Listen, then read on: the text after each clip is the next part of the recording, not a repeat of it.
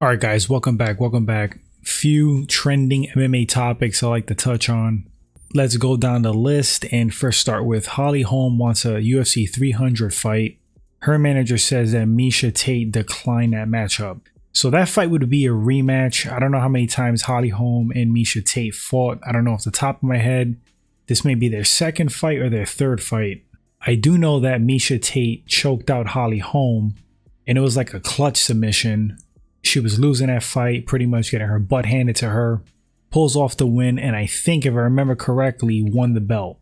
So the thing with managers, you kind of have to take it with a grain of salt when you read something like that, because how many times you hear that a manager or a fighter will say, hey, this fighter so-and-so turned this fight down, they're scared, they don't want to sign a contract.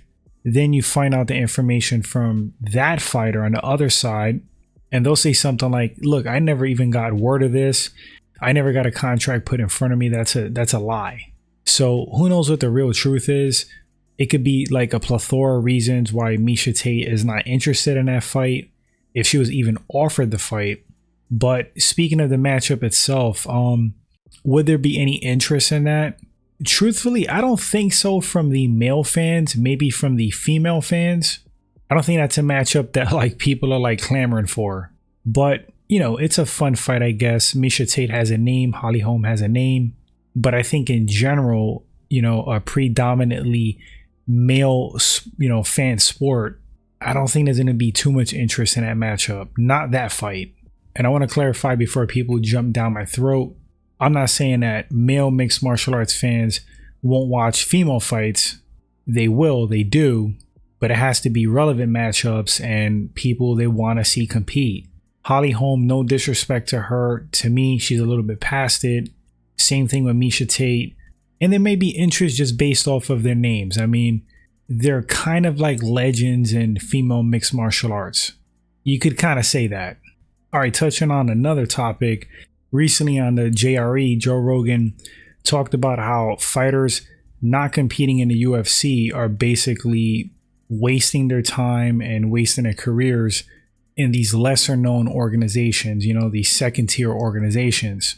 He talked about how with the UFC, you're going to get the most exposure, the most push, and that could possibly be more beneficial with other endeavors, you know, with all that exposure. Corey Anderson from Bellator took offense to it apparently. And he said, you know, like fame don't pay the bills like money does. Something to that effect. But fame kind of does pay the bills, because that's how you have like speaking engagements and seminars. Like nobody wants to hear like a Joe Schmo talk. They want to hear from somebody famous, somebody that's done things, someone that has notoriety, a name. And if you're quote famous, if you're popular, there's a bunch of things you could do, but you have to be known. You have so many options if you're a known quote celebrity. And I'm not going to say that UFC fighters are all celebrities. Some of them are though. So I kind of understand what Joe's saying. You have the top tier organization and you have everything else that's basically under the UFC. That's just what it is.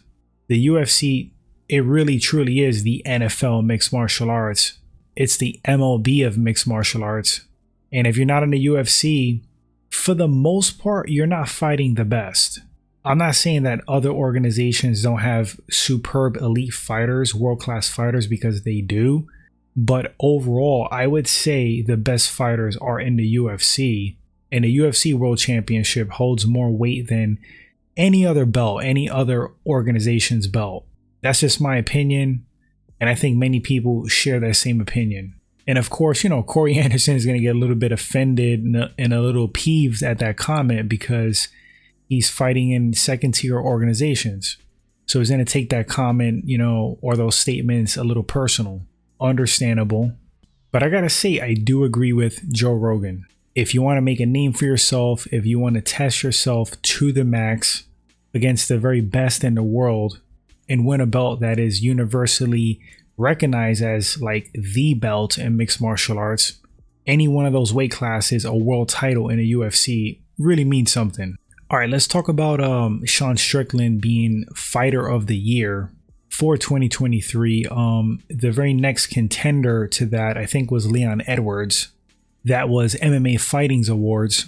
And do I agree with that? Well, I'm gonna say I think Sean Strickland had a hell of a year. You have Islam Makhachev in there. Certainly other fighters are in the running for, you know, for being fighter of the year. But the thing is with Sean Strickland, it's almost like a comeback kid story, an underdog story.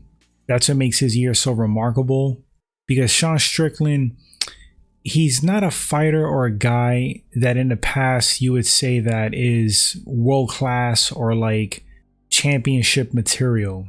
Or let me take that back. I mean, being in the UFC top 10, you're world class. But I don't think a few years ago people thought that he would win a UFC belt, and certainly not have the performance he did against Israel Adesanya. So that really made him stand out this year when he dominated Israel Adesanya. Now in 2023, for reference, here are 3 wins. He had 1 finish, but he defeated Nassourdine Imavov. That was in January. He won a unanimous decision. After that, he beats Abusupian Magomedov. I hope I'm pronouncing his first name correctly. But he won that fight via technical knockout. That was in July. Then he wins a unanimous decision at UFC 293, defeating Israel Adesanya. I mean, it was a huge upset. Not many people were giving Strickland a shot to win. Many people, including myself, thought it was a bad matchup for him. So to be honest with you, I don't think his wins were that impressive, or his run for 2023. But I think that huge upset, winning the belt, defeating Adesanya in the manner that he did, that's what got him the title of Fighter of the Year. And to touch on the win a little bit more, Sean Strickland basically had no takedowns for the most part. I got to look at the stats, but he didn't defeat him the way, you know, let's say like Jan Blachowicz defeated Izzy. Jan in those later rounds, the 4th and 5th, you know, he started to go for takedowns, started to hold Adesanya down, using his weight and size grappling ability to get the win, because the fight was kind of getting away from him on the feet. Now look at Sean Strickland. Sean Strickland took it to Izzy on the feet, beat him in his world, 100% neutralized him. It was masterful. It was amazing. It was shocking. I couldn't believe what I was watching. Nobody has done that to Adesanya on the feet. Has he been defeated? Yes, of course. But that was basically like a 5-round domination. And he did it standing, striking. Just bonkers. So ultimately, yeah, I'll say give Strickland the Fighter of the Year. I don't have any big issue with that. But guys, that's going to wrap up this short segment. Thanks so much for listening. Drop your opinions on the topics that were discussed. We'd love to read what you have to say. Thanks for the support as always, and I'll catch you guys on the next one. Until then, take care, my friends.